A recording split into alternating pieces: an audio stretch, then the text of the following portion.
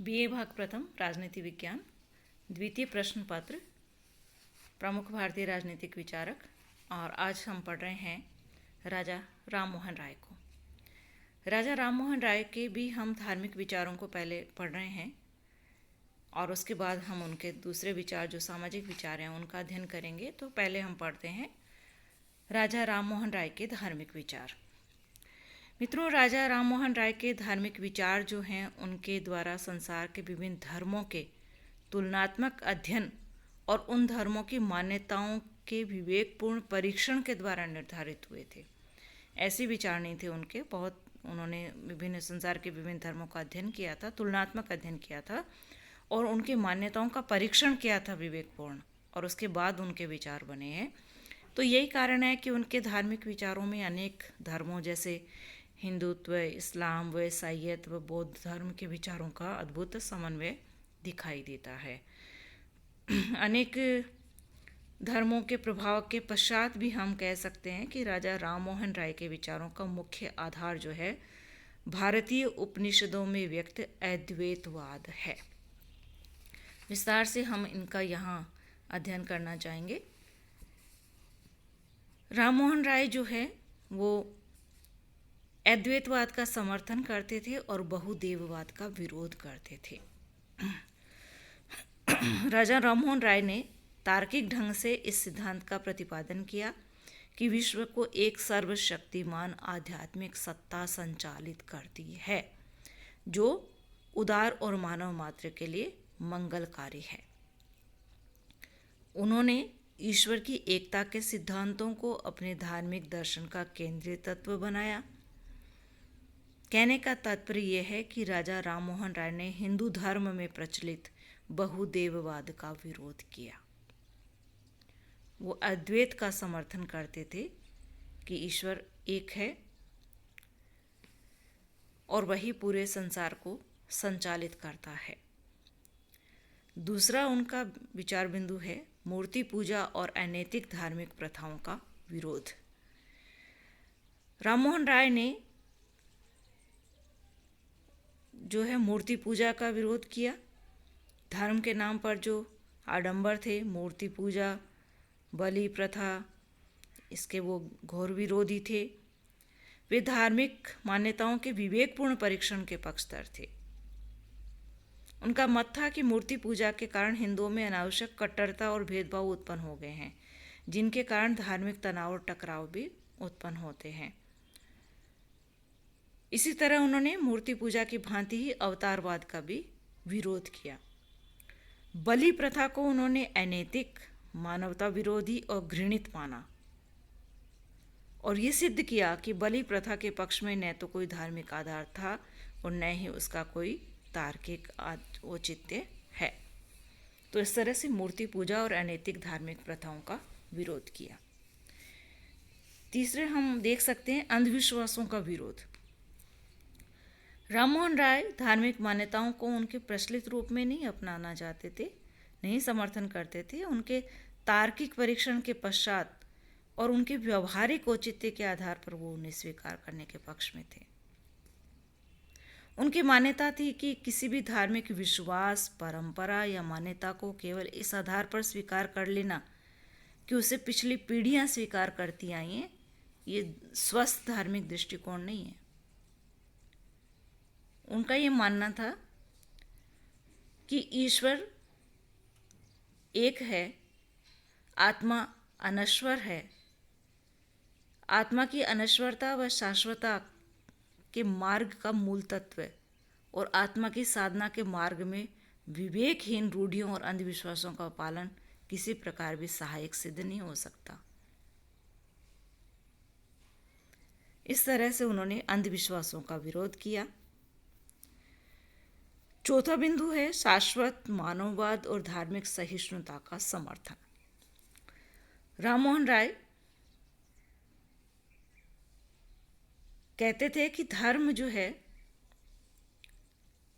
व्यक्तियों को एक दूसरे से पृथक करने वाला नहीं अपितु जोड़ने वाला तत्व है। धर्म जोड़ता है, अलग नहीं करता। उनके अनुसार अंततः सभी मानव एक ही ईश्वर की संतान है। इसलिए उन्होंने धर्म के शाश्वत मानवीय पक्ष का सबसे अधिक पक्ष लिया, उसको महत्वपूर्ण माना और ये स्वीकार किया कि धर्म मानव के जीवन को सार्थक बनाने का माध्यम है। वे धार्मिक सहिष्णुता के महान पक्षधर थे।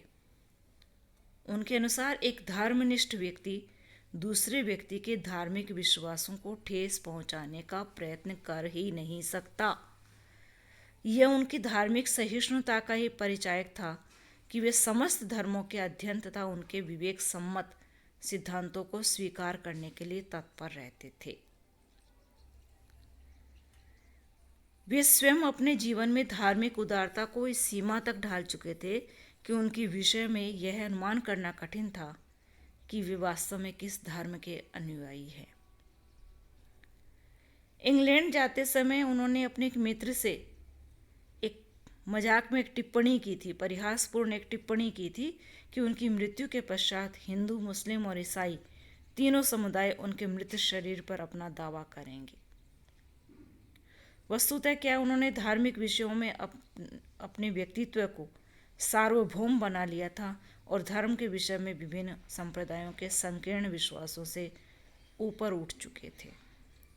तो ये उनके धार्मिक विचार है, जिसमें अद्वैतवाद का समर्थन किया, बहुदेववाद का विरोध किया, मूर्ति पूजा और अनैतिक धार्मिक प्रथाओं का विरोध किया, अंधविश्वासों का विरोध किया।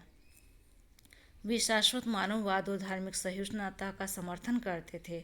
इस प्रकार से राम मोहन राय के ये धार्मिक विचार। अब हम उनके सामाजिक विचारों को पढ़ते हैं। राम मोहन राय भारत में सामाजिक सुधारों के अग्रदूत थे। सामाजिक सुधार उन्होंने बहुत आगे बढ़ के किए। भारतीय समाज में धर्म, परंपरा व विश्वासों के नाम पर सदियों से चली आ रही कुरीतियों के उन्मूलन के लिए साहसपूर्वक उन्होंने संघर्ष किया। उनके सामाजिक विचारों को हम इन बिंदुओं के तहत अध्ययन कर सकते हैं। पहला है जाति प्रथा व सामाजिक असमानता का विरोध। जाति प्रथा व सामाजिक असमानता का विरोध। राम मोहन राय ने भारत में प्रचलित जाति प्रथा और जातियों के आधार पर ऊंच नीच के भेदभाव का घोर विरोध किया। उनका यह मानना था कि जाति प्रथा का कोई धार्मिक आधार नहीं है। वे जाति प्रथा को हिंदू जाति का कलंक मानते थे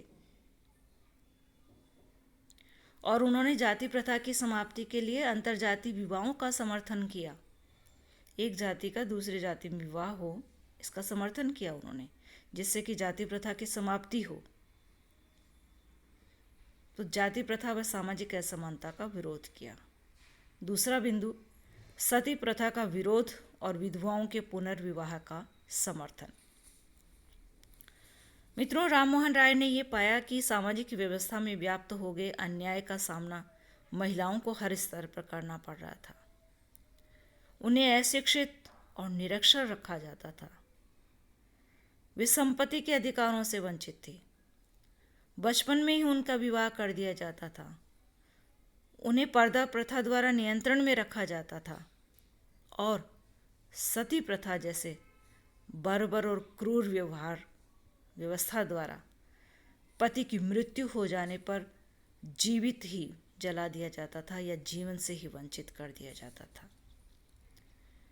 तो राम मोहन राय ने सती प्रथा के विरोध में निर्णायक अभियान प्रारंभ किया।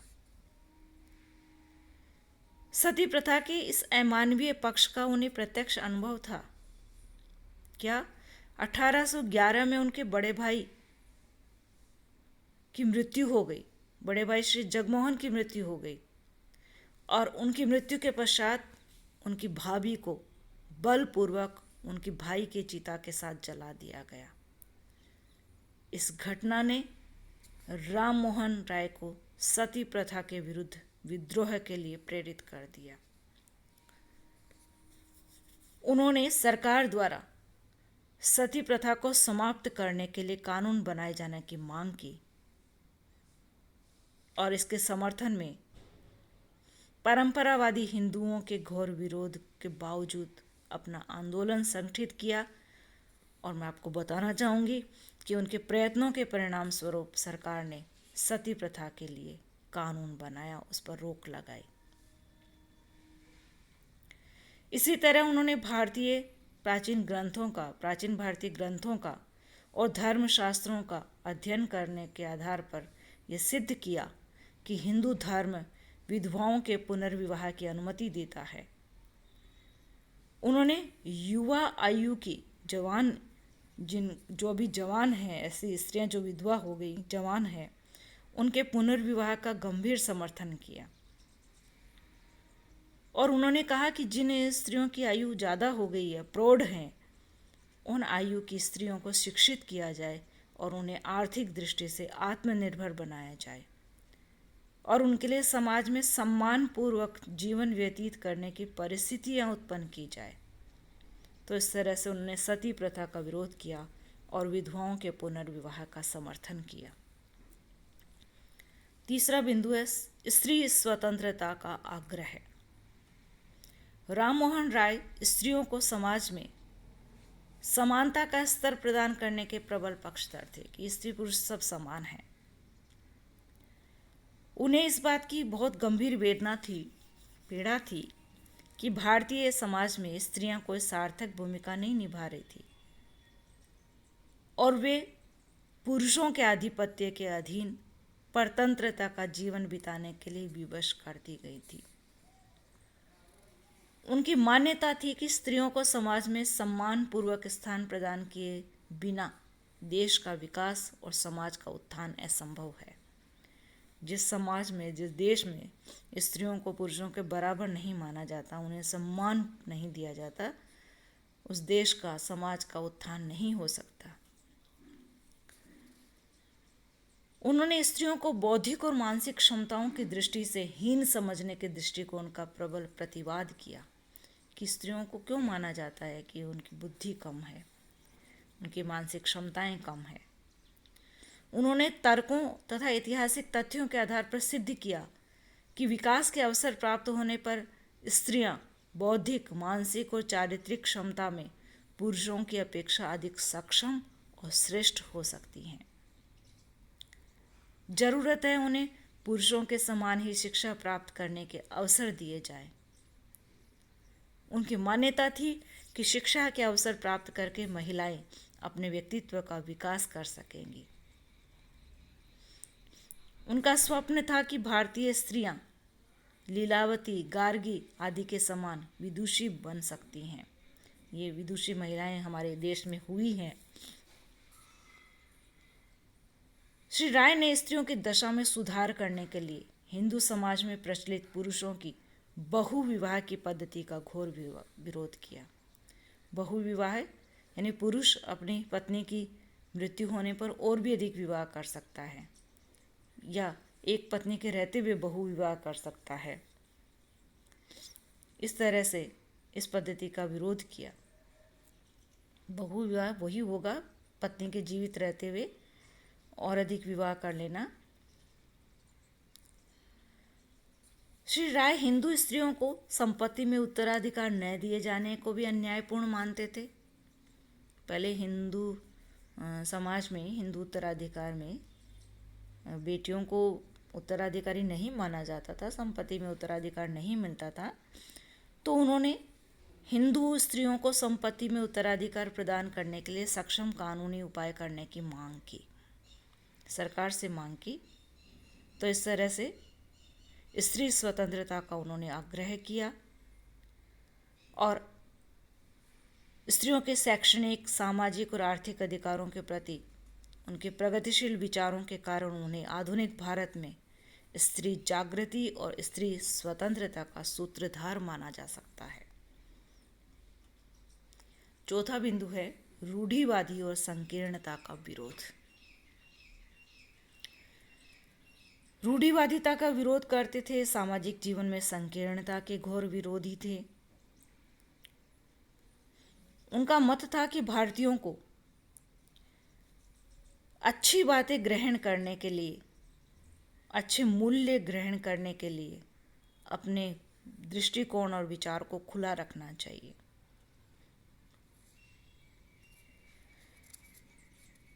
मित्रों, रूढ़िवादिता और संकीर्णता का उन्होंने जो विरोध किया,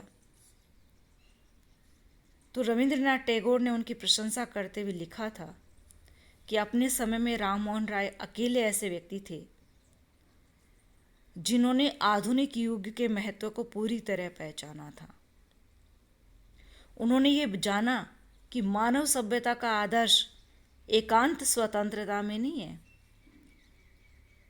लोगों और राष्ट्रों के मध्य भाईचारे और पारस्परिक निर्भरता में निहित था। उनका प्रयत्न लोगों में ऐसी पूर्ण चेतना विकसित करना था ताकि वे स्वयं के सांस्कृतिक व्यक्तित्व के प्रति सचेत रहते हुए अपनी सभ्यता की श्रेष्ठ बातों को समझ सकें और साथ ही वे सौहार्दपूर्ण सहयोग की भावना से दूसरी सभ्यताओं की श्रेष्ठ बातों को अपनाने के लिए भी तत्पर रहें। ये कथन, ये बात रविंद्रनाथ टैगोर ने लिखी है, राम मोहन राय के बारे में लिखी है कि किस तरह से राम मोहन राय कैसे व्यक्ति थे जिन्होंने आधुनिक युग के महत्व को पूरी तरह पहचाना था। तो मित्रों, ये हैं राम मोहन राय के सामाजिक विचार, जिसमें उन्होंने जाति प्रथा व सामाजिक असमानता का विरोध किया, सती प्रथा का विरोध किया और विधवाओं के पुनर्विवाह का समर्थन किया। स्त्री स्वतंत्रता का बहुत आग्रह किया कि स्त्रियों को स्वतंत्रता दी जाए, उन्हें शिक्षा दी जाए, उन्हें उत्तराधिकार में अधिकार दिया जाए, और रूढ़िवादी और संकीर्णता का भी उन्होंने विरोध किया। आज के लिए इतना ही। धन्यवाद।